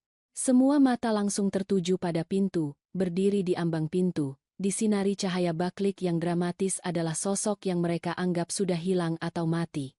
Itu adalah Raina. Ia mengenakan gaun malam berwarna gelap yang elegan, menonjolkan aura kekuasaan yang tak terbantahkan. Ekspresi wajahnya tenang, dingin, dan mematikan, jauh dari wajah naif dan polos yang biasa mereka lihat. Ia tidak berjalan, melainkan meluncur dengan langkah yang terukur, matanya tertuju lurus pada Bagas dan Bu Asih. Seluruh ruangan membeku. Tamu-tamu VIP terdiam, ada yang menjatuhkan gelas, ada yang terbelalak tak percaya. Bagas dan Bu Asih, yang baru saja bersulang untuk kematiannya, kini terpaku, wajah mereka pucat pasi seolah melihat hantu yang mereka ciptakan sendiri. "Raina," bisik Bagas, suaranya tercekat. Mikrofon di tangannya jatuh ke lantai, menghasilkan bunyi feedback yang memekakan telinga. Bu Asih, yang lebih cepat pulih dari syok, segera maju selangkah, berakting panik. "Raina, astaga, kau hidup. Dari mana saja kau? Kami sangat mengkhawatirkanmu. Kau membuat kami gila. Cepatlah. Nak, kau terlihat tidak sehat." Ia mencoba merangkul Raina, mencoba membawa Raina ke sudut ruangan agar drama ini tidak disaksikan publik. Raina menghentikan langkahnya. Tatapannya menembus topeng Bu Asih. "Jangan sentuh aku, Bu Asih," katanya, suaranya rendah, namun memegang otoritas penuh, menggema di ruangan yang hening. "Saya tidak terlihat tidak sehat. Saya terlihat seperti seseorang yang baru saja lolos dari jebakan maut yang kalian ciptakan sendiri." Suasana semakin tegang. Tamu-tamu mulai berbisik-bisik. Di saat yang sama, Pak Wirya masuk dari belakang Raina, tidak sendirian. Ia didampingi oleh 2 orang petugas pengadilan resmi berseragam dan beberapa polisi berseragam yang menjaga pintu. Pak Wirya membawa sebuah proyektor kecil dan meletakkannya di meja terdekat. Ia mengambil mikrofone yang tadi jatuh. "Hadirin sekalian," ujar Pak Wirya dengan suara lantang dan resmi. "Maaf mengganggu acara, dukungan ini. Saya Pak Wirya, pengacara dan kuasa hukum resminya Raina. Kedatangan kami ke sini adalah untuk mengumumkan beberapa hal penting terkait status kepemilikan aset dan gugatan hukum." Bagas akhirnya tersadar. Ia berteriak, "Wirya, kau tidak berhak di sini. Ini rumahku. Keluar." "Oh, benarkah ini rumahmu, Bagas?" balas Raina dingin. "Tadi kau bilang aku sudah meninggal dan kau adalah ahli warisku. Sekarang kau mengusirku dari rumahku sendiri?" Raina memberi isyarat kepada Pak Wirya. Proyektor menyala, menyorot ke dinding kosong di sebelah tangga. Yang pertama ditampilkan adalah surat perintah sita sementara. "Hadirin sekalian," jelas Pak Wirya, suaranya seperti palu hakim. "Atas permintaannya Raina dan berdasarkan bukti adanya niat jahat dan penipuan finansial, pengadilan telah mengabulkan permohonan sita sementara atas seluruh properti, aset, dan rekening yang masih terdaftar atas nama Nyonya Raina, dan semua aset yang dijaminkan oleh Tuan Bagas dan Nyonya Asih, termasuk rumah ini." Seluruh ruangan tersentak. Bagas maju, matanya melotot. "Sita, kau gila. Ini semua milikku. Kau menipu." "Menipu?" Raina maju selangkah, tatapannya menyala. "Kau yang menipu, Bagas. Kau menipu, mencoba membunuh, dan mencoba mencuri. Kau pikir, mengapa semua kartu kredit dan rekening bankmu dibekukan mendadak? Karena aku sudah tahu rencanamu. Karena aku tahu kau sudah menjaminkan propertiku untuk hutang-hutang ibumu." Raina memberi isyarat lagi. Pak Wirya mengganti selide proyektor. Kali ini, yang muncul adalah bukti yang dikumpulkan Andra. Foto-foto dokumen asuransi jiwa Raina, surat kuasa palsu yang ditandatangani, dan rincian pinjaman besar yang jatuh tempo dalam waktu dekat. Bu Asih mencoba menarik Bagas. "Gas. Jangan bicara. Kita pergi dari sini. Tidak ada tempat untuk pergi."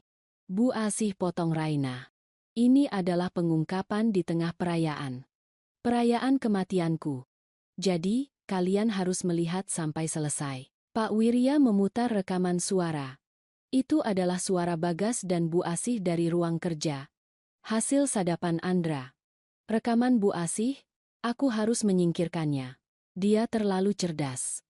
Jika dia tidak pergi, dia pasti akan menemukan semua rahasia keuangan kita. Aku sudah atur segalanya, termasuk gas di gudang. Aku sudah memanggil teknisi dan menyuruhnya memanipulasi water heater. Aku hanya menunggu waktu Bagas pergi keluar kota untuk memintanya mengambil sesuatu di gudang dan..." Rekaman Bagas. "Sial, aku menyesal mendengarkanmu. Bu, kita seharusnya menyingkirkannya saat dia tidur. Sekarang dia mencuri start dari kita dan memblokir uangku." Suara mereka yang penuh kebencian dan rincian mengerikan tentang rencana ledakan gas di gudang terdengar jernih dan keras. Disaksikan oleh seluruh tamu VIP yang tadinya menghormati mereka.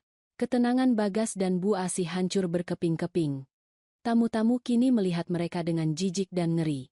"Dan terakhir," kata Raina, suaranya penuh kemenangan, "ini adalah bukti dari drama kecelakaan palsu yang kalian ciptakan kemarin. Mobil SUV saya yang kalian coba hancurkan dan tenggelamkan ke jurang demi klaim asuransi." Pak Wirya menampilkan foto mobil SUV Raina yang diamankan polisi beserta wajah Yanto, preman yang disuruh Bagas. Bagas tidak bisa menahan diri lagi. Ia berteriak histeris, menunjuk Raina. "Kau iblis. Kau yang gila. Kau memata-matai kami. Kau memalsukan semua ini. Raina melangkah maju, sangat dekat dengan Bagas. Matanya tak berkedip. Saya tidak perlu memalsukan apapun. Bagas, semua yang kalian lakukan adalah kebenaran yang keji. Dan saya berterima kasih kepada kalian karena drama ini telah menunjukkan siapa kalian sebenarnya, dua penipu serakah yang rela membunuh demi uang. Raina kemudian menoleh kepada para petugas pengadilan. Lanjutkan prosesnya, Pak, cita seluruh aset dan properti. Dan kepada para petugas polisi, Raina menunjuk Bagas dan Bu Asih. Saya Nyonya Raina, mengajukan tuntutan pidana atas percobaan pembunuhan berencana, penipuan asuransi, dan pencemaran nama baik. Mohon segera tangkap kedua pelaku ini. Polisi berseragam maju. Dua orang petugas mendekati Bagas dan Bu Asih. Tuan Bagas dan Nyonya Asih, Anda ditahan atas dugaan konspirasi pembunuhan berencana dan penipuan finansial. Anda punya hak untuk diam? Bu Asih mencoba memberontak. Tidak. Kalian tidak bisa melakukan ini. Aku punya koneksi. Aku akan menuntut kalian semua. Tetapi usahanya sia-sia. Lengan mereka diborgol, dan di tengah keramaian tamu yang kini merekam dengan ponsel mereka, Bagas dan Bu Asih digiring keluar dari rumah yang mereka klaim sebagai milik mereka. Perayaan duka palsu itu berakhir dengan tawa sinis para tamu yang tadinya mereka anggap bodoh. Raina berdiri tegak di tengah ruangan, menyaksikan kejatuhan orang-orang yang hampir merenggut nyawanya, dan ia akhirnya bisa bernapas lega. Keadilan telah ditegakkan, dan kehancuran mereka dilihat oleh seluruh dunia. Pintu kantor polisi membanting menutup di belakang Bagas dan Bu Asih, menutup rapat drama yang telah mereka ciptakan. Kejadian di rumah mewah itu, penahanan di tengah sorotan kamera tamu VIP telah menjadi viral dalam hitungan menit. Reputasi yang selama ini mereka bangun dengan penuh kesombongan, kini hancur lebur hanya dalam satu malam. Mereka menjadi bahan ejekan, simbol keserakahan yang berakhir tragis. Di dalam sel tahanan yang dingin, Bu Asih menangis meraung-raung, bukan karena penyesalan atas niat membunuh, melainkan karena aib sosial yang tak termaafkan.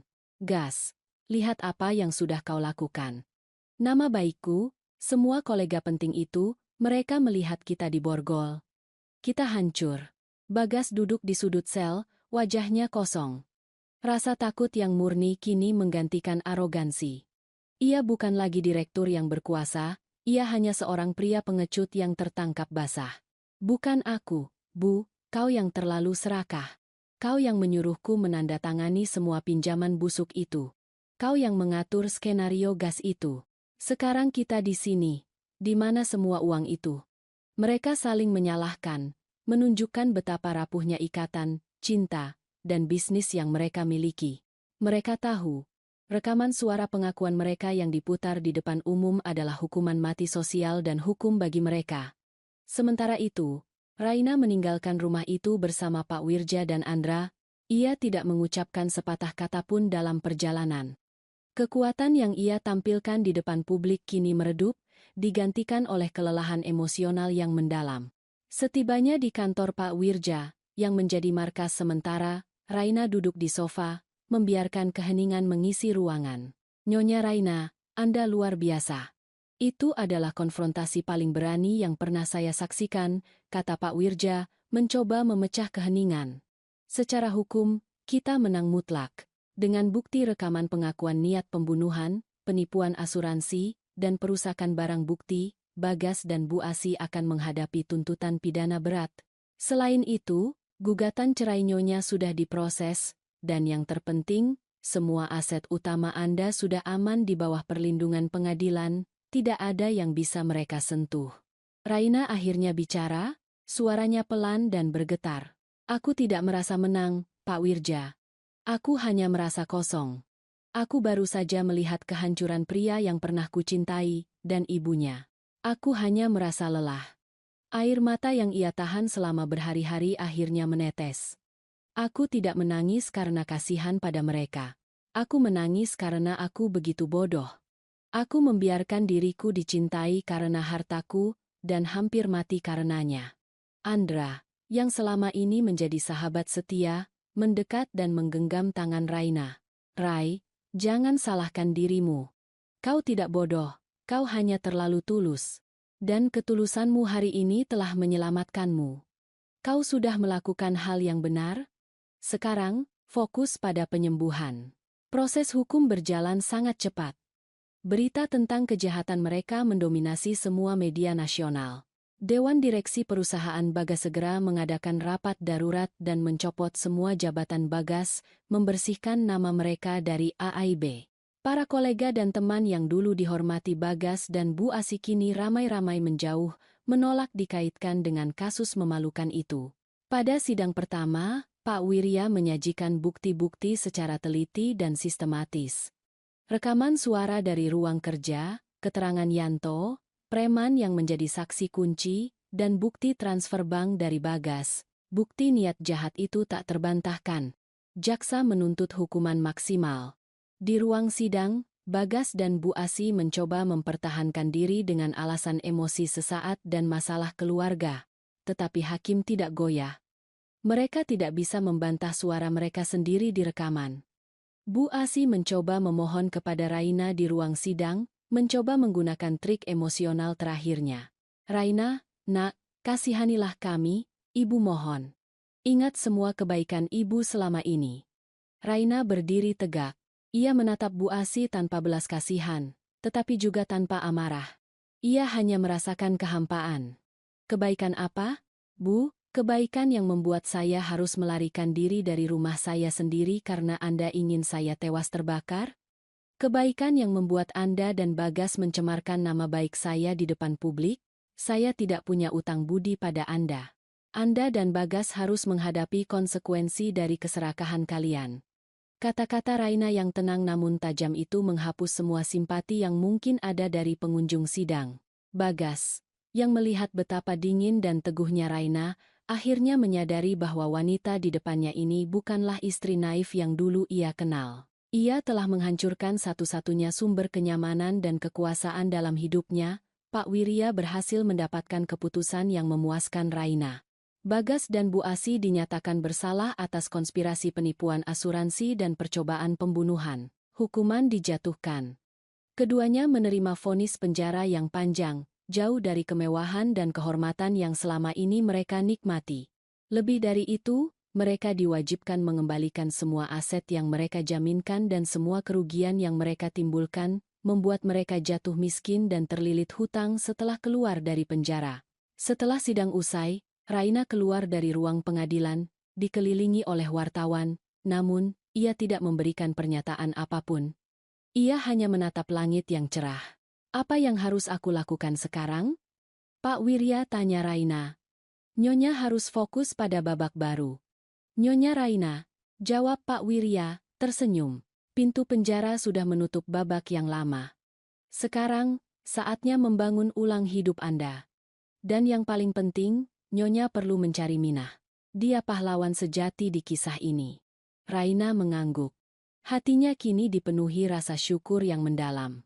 Minah, seorang art yang berani dan setia, adalah pahlawan tanpa tanda jasa. Keputusan pengadilan itu menjadi penutup yang menyakitkan namun adil bagi Raina. Ia tidak lagi terbebani oleh ketakutan atau kewajiban untuk berpura-pura. Ia telah mendapatkan kebebasan sejati yang dibayar mahal dengan pengkhianatan dari orang yang dicintai. Kisah tentang Raina dan pengkhianatan di rumah mewah itu berakhir di meja pengadilan. Tetapi bagi Raina, ini hanyalah permulaan untuk sebuah kehidupan yang baru dan lebih otentik. Setelah hiruk-pikuk ruang pengadilan mereda, keheningan menyelimuti hari-hari Raina. Rumah mewah yang sempat menjadi sarang pengkhianatan kini disegel pengadilan. Raina memilih untuk tidak kembali ke sana. Ia merasa rumah itu telah tercemari oleh kebohongan dan niat jahat.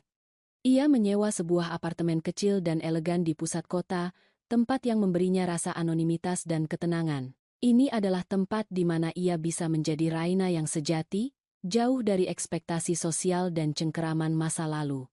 Kemenangan hukum memberinya keadilan, tetapi tidak menyembuhkan luka batinnya. Selama beberapa minggu, Raina menjalani terapi. Ia menyadari, rasa sakit terbesar bukanlah karena kehilangan uang yang kini sudah kembali ke tangannya, melainkan karena kehilangan kepercayaan pada cinta dan ikatan keluarga. Ia harus belajar bahwa pengkhianatan Bagas dan Bu Asih adalah cerminan dari keserakahan mereka, bukan kekurangan dirinya. Di momen terendahnya, hanya ada 3 orang yang menjadi jangkar kehidupannya, Pak Wirya, Andra, dan yang paling utama, Minah. Momen pertemuannya kembali dengan Minah setelah sidang adalah momen yang paling emosional. Raina menjemput Minah dari kontrakan kecilnya. Begitu mereka bertemu, Raina tidak mengucapkan sepatah kata pun. Ia memeluk Minah erat, isak tangisnya pecah. Itu adalah tangisan lega, syukur, dan pengakuan. Minah, pahlawan sejati dalam kisah ini, membalas pelukan itu dengan air mata yang sama tulusnya. Terima kasih, Minah, bisik Raina, suaranya parau. Kau tidak hanya menyelamatkan nyawaku, kau menyelamatkan jiwaku, kau mengajarkanku arti kesetiaan yang sesungguhnya. Ibu pantas mendapatkan kebahagiaan. Bu, jawab Minah, matanya memancarkan rasa hormat yang mendalam. Saya hanya melakukan apa yang benar. Ibu selalu baik pada saya. Raina merasa berutang budi yang tak terhingga.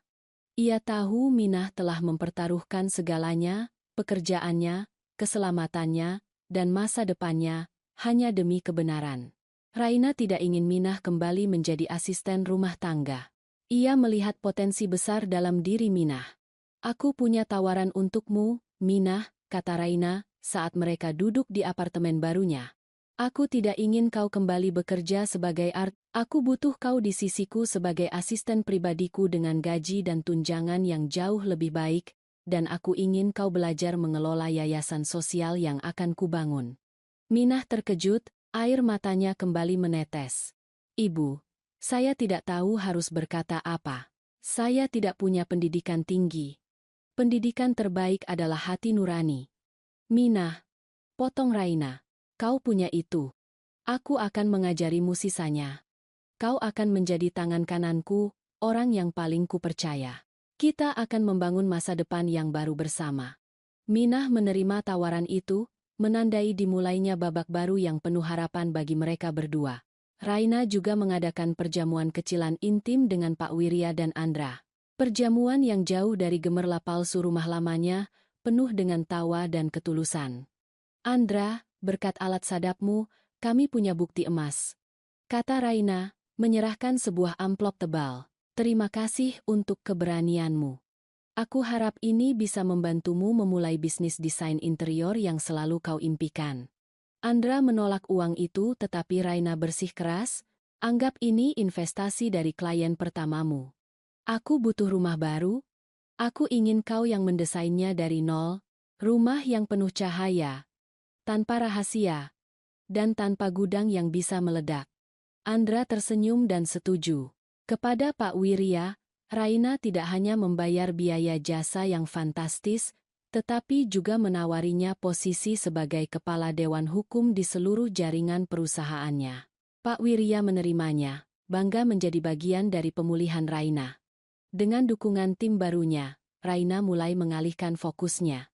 Ia menjual rumah lamanya, rumah yang menjadi saksi bisu kejahatan. Uang hasil penjualannya ia gunakan untuk mendirikan Yayasan Keadilan Wanita, sebuah organisasi yang didedikasikan untuk membantu wanita yang menjadi korban penipuan finansial dan kekerasan dalam rumah tangga. Ia ingin menggunakan pengalamannya yang pahit untuk menjadi cahaya bagi orang lain. Perlahan, Raina menemukan kembali identitasnya yang dulu hilang dalam bayang-bayang pernikahan. Ia kembali menjadi pengusaha yang cerdas dan visioner. Ia bekerja keras, tetapi kali ini ia bekerja dengan tujuan memperbaiki dunia kecilnya dan dunia orang lain. Minah, dengan cepat belajar, menjadi manajer operasional yayasan yang cekatan dan penuh empati, mewakili sisi kemanusiaan Raina. Setiap hari, Raina merasa semakin kuat. Ia telah mengajukan gugatan balik untuk pencemaran nama baik, memastikan Bagas dan Bu Asi tidak akan pernah bisa bangkit lagi secara finansial maupun sosial setelah keluar dari penjara. Ia juga secara resmi menghapus nama Bagas dari semua aset dan warisan yang tersisa, memastikan masa lalunya benar-benar terputus. Masa penyembuhan Raina diwarnai dengan pemahaman diri. Ia menyadari, kesempatan kedua ini adalah anugerah. Ia tidak lagi mencari cinta romantis. Ia mencari kedamaian dan makna. Ia belajar bahwa rumah sejatinya bukanlah bangunan megah, melainkan tempat di mana ia merasa aman dan dihargai, dan tempat itu adalah di samping orang-orang yang tulus mencintainya, seperti Minah dan Andra. Raina menghabiskan sore di balkon apartemen barunya, menghirup udara segar, dan menatap cakrawala. Ia menerima telepon dari Pak Wirya yang melaporkan bahwa rumah lamanya sudah resmi terjual dan dananya sudah masuk ke yayasan. Rasa lega yang luar biasa membanjiri dirinya. Ia telah mengubur masa lalunya. Raina kini siap sepenuhnya untuk babak terakhir. Ia bukan lagi Raina yang naif dan mudah tertipu. Ia adalah seorang pejuang, seorang mentor, dan seorang filantropis. Kehidupan barunya dimulai, penuh dengan kesempatan kedua yang ia ciptakan sendiri. Dunia Raina kini telah sepenuhnya berubah. Ia tidak lagi tinggal di rumah mewah yang berhantu. Berkat desain elegan dari Andra, ia kini menempati sebuah rumah minimalis bergaya modern dikelilingi taman yang asri dan penuh cahaya. Rumah itu dibangun di atas filosofi transparansi. Dinding kaca, ruangan terbuka, dan tidak ada ruang tersembunyi. Rumah itu adalah cerminan dari jiwa barunya. Jujur, terbuka, dan damai. Di tempatnya yang baru, Raina menemukan makna sejati. Ia memimpin Yayasan Keadilan Wanita dengan semangat yang membara. Yayasan tersebut telah berkembang pesat, menjadi pusat dukungan bagi wanita yang tertipu atau diintimidasi secara finansial. Minah kini menjadi kepala operasional yayasan. Tampil percaya diri dan kompeten. Minah tidak hanya mengurus administrasi. Ia adalah duta hati nurani Raina, selalu mengingatkan Raina akan pentingnya ketulusan. Raina, dengan gaun kerjanya yang elegan, duduk di meja kerjanya yang menghadap taman. Ia bukan lagi istri dari atau menantu dari, melainkan Nyonya Raina, seorang filantropis dan pengusaha yang dihormati. Mahkota yang ia kenakan bukanlah mahkota berlian dari warisan suami, melainkan mahkota keberanian dan kemandirian yang ia dapatkan dari perjuangannya sendiri. Pada suatu sore yang cerah, Pak Wirya datang mengunjungi kantor yayasan. Ia membawa selembar dokumen terakhir, keputusan pengadilan final. Nyonya Raina, ujar Pak Wirya, menyodorkan dokumen itu. Semua proses hukum sudah tuntas. Aset-aset Anda sudah kembali 100%. Bahkan lebih karena nilai properti yang meningkat. Dan yang terpenting, hukuman untuk Bagas dan Bu Asi sudah inkrah. Mereka harus menjalani sisa hukuman, tanpa kemungkinan pembebasan bersyarat lebih awal. Raina mengambil dokumen itu. Ia tidak merasakan luapan kegembiraan, hanya sebuah penutupan yang damai. Dan bagaimana dengan kewajiban finansial mereka, Pak Wirya? Mereka dinyatakan bangkrut total. Nyonya, jawab Pak Wirya, semua properti atas nama mereka, termasuk aset Bu Asi, sudah disita untuk menutupi hutang dan ganti rugi. Mereka akan keluar dari penjara tanpa satupun harta. Mereka benar-benar kehilangan segalanya. Raina mengangguk. Hukuman seberat ini bukanlah tujuannya, tetapi itu adalah konsekuensi yang adil atas niat jahat mereka. Ia sudah memaafkan, tetapi ia tidak pernah melupakan keadilan. Sementara Raina menikmati kedamaian dan kesuksesan yang otentik di balik jeruji besi, Bagas dan Bu Asi hidup dalam neraka penyesalan yang abadi. Mereka berbagi sel yang sempit dan hubungan mereka telah hancur total, digantikan oleh rasa saling benci dan menyalahkan. Ini semua karena kau. Teriak Bu Asi suatu malam, suaranya serak karena bertahun-tahun frustrasi. Kau yang tidak becus mengeksekusi rencana kecelakaan itu. Kau yang pengecut diinterogasi polisi, aku sudah memberikanmu hidup mewah dan kau merusaknya. Aku? Kau yang serakah. Bu? Balas Bagas. Tubuhnya yang dulu gagah kini kurus kering. Aku hanya boneka yang kau suruh menikahi wanita kaya. Jika saja kau tidak terobsesi dengan uang, kita tidak akan di sini. Dan lihat sekarang. Raina, wanita yang kita sebut gila dan bodoh itu, dia sukses besar. Dia dihormati. Dia mengambil semua yang kita punya. Penderitaan terbesar mereka bukanlah dinding penjara, melainkan kenyataan yang mereka saksikan melalui berita sesekali di koran bekas. Mereka melihat foto-foto Raina yang tersenyum saat meresmikan pusat yayasan barunya, atau saat ia menerima penghargaan atas keberaniannya. Mereka mendengar kabar bahwa Minah, Art yang mereka remehkan, kini duduk di kursi direktur yayasan. Mereka menyadari, wanita yang mereka anggap miskin dan mudah dibunuh adalah satu-satunya sumber kekayaan dan kebahagiaan mereka. Dan mereka telah menghancurkan sumber itu dengan tangan mereka sendiri. Penyesalan itu adalah racun yang membunuh mereka perlahan dari dalam, jauh lebih menyakitkan daripada hukuman fisik. Pada hari peresmian rumah baru Raina, ia mengundang semua orang yang mendukungnya, Minah dan seluruh tim yayasan, Pak Wirja, dan Andra. Di tengah pidato kecilnya, Raina berhenti. Ia menatap semua orang dengan mata berkaca-kaca, tetapi kali ini, air mata kebahagiaan. 2 tahun lalu, mulai Raina, suaranya tenang, aku nyaris kehilangan segalanya karena pengkhianatan dari orang yang paling kupercaya. Aku nyaris kehilangan nyawaku karena keserakahan. Aku nyaris kehilangan diriku karena kepolosan yang naif. Ia tersenyum, menoleh ke arah Minah. Minah mengajarkanku bahwa kesetiaan dan keberanian tidak diukur dari status sosial atau pendidikan. Andra mengajarkanku bahwa persahabatan sejati adalah perlindungan terbaik, dan Pak Wirja mengajarkanku bahwa hukum akan selalu berpihak pada kebenaran. Raina mengangkat gelasnya. Aku kehilangan rumahmu aku yang lama. Aku kehilangan suamiku, dan aku kehilangan kehangatan keluarga palsu. Tapi aku mendapatkan sesuatu yang jauh lebih berharga. Aku mendapatkan kebebasan. Aku mendapatkan keluarga sejati yang berdiri di sini bersamaku hari ini, dan aku mendapatkan mahkota yang berbeda. Ia menyentuh kepalanya. Mahkota ini terbuat dari keberanian, ketulusan, dan kemandirian. Dan mahkota ini tidak akan pernah bisa direnggut oleh siapapun. Dengan kata-kata itu, Raina menutup babak kelam dalam hidupnya dan meresmikan babak baru yang penuh harapan. Ia menjalani hidup dengan satu prinsip, kekayaan sejati bukanlah pada apa yang kau miliki, melainkan pada siapa yang kau percaya, dan pada keberanian untuk jujur pada diri sendiri. Raina hidup bahagia dan makmur. Ia tidak lagi mencari cinta romantis, tetapi ia dikelilingi oleh kasih sayang dan rasa hormat yang tulus. Ia menjadi inspirasi, bukan karena kekayaannya, melainkan karena ia berani bangkit dari pengkhianatan paling menyakitkan dan menggunakan kekuatannya untuk kebaikan. Kisah Raina adalah pengingat abadi.